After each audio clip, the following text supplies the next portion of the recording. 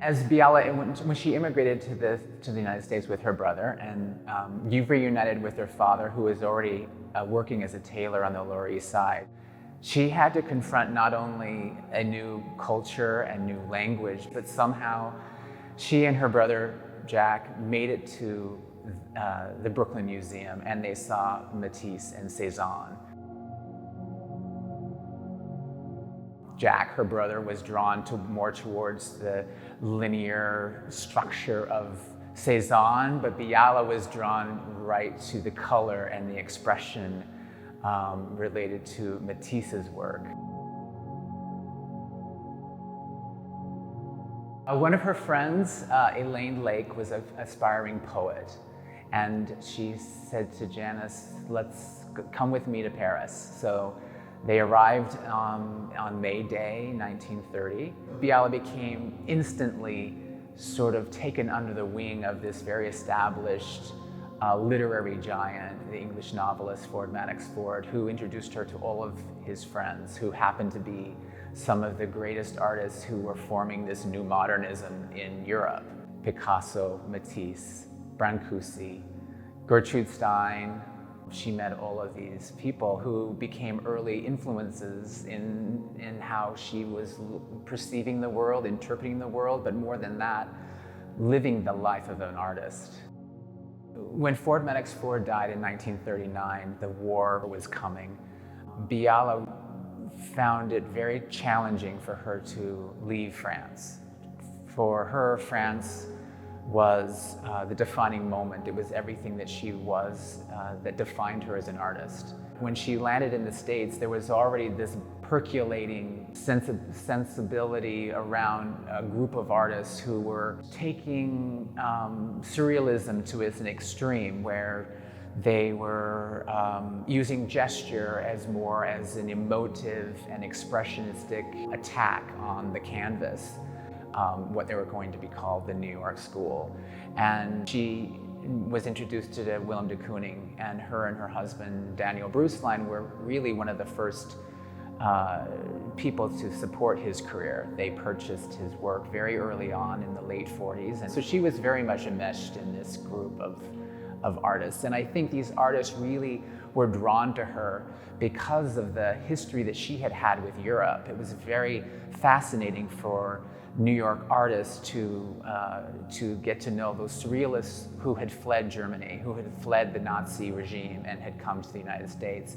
Biala was very much one of those expatriates, repatriates kind of situations. She was noted for her high opinions of the art that people were making in New York.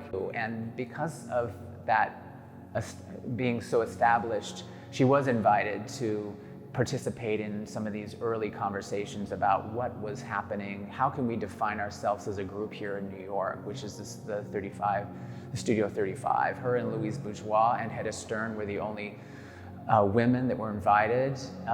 Everyone else were men. Development of the New York School, I believe Biala was very much an early part of that. It's not been historically recorded correctly in that manner.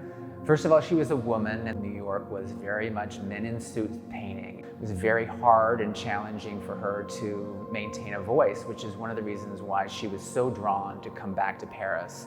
Europe was much more accepting of women and much more accepting of a woman being a painter. And so, as abstract expressionism was very much more about an emotive, sort of male, gestural, sort of attack of the canvas, she was much more drawn into a very personal way of looking and seeing the world, and she wanted that to be interpreted through these very intimate moments, like a still life or a portraiture or landscape. So you need to think of Biala as a very cerebral, a very visceral kind of artist. She painted from her memory so much, and she had such a keen eye on what she was seeing. So the interiors that we have here in the gallery are some of the most exceptional, intimate scenes.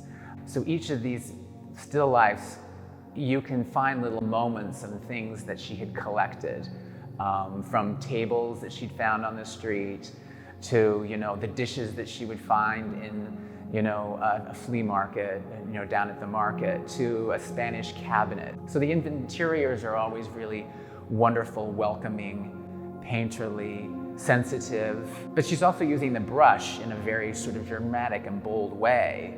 1972, and she paints this amazing painting here behind me. She's 69 years old. She's almost 70 years old, and she's decided to make something twice her body size. So you see her really pushing herself as an artist. Yeah, it's been 38 years since her last solo presentation in Paris. She passed away in 2000, leaving hundreds and hundreds of artworks in her studio. I think also her family, it was important that the work returned to New York so it could be protected and it could be managed from that point.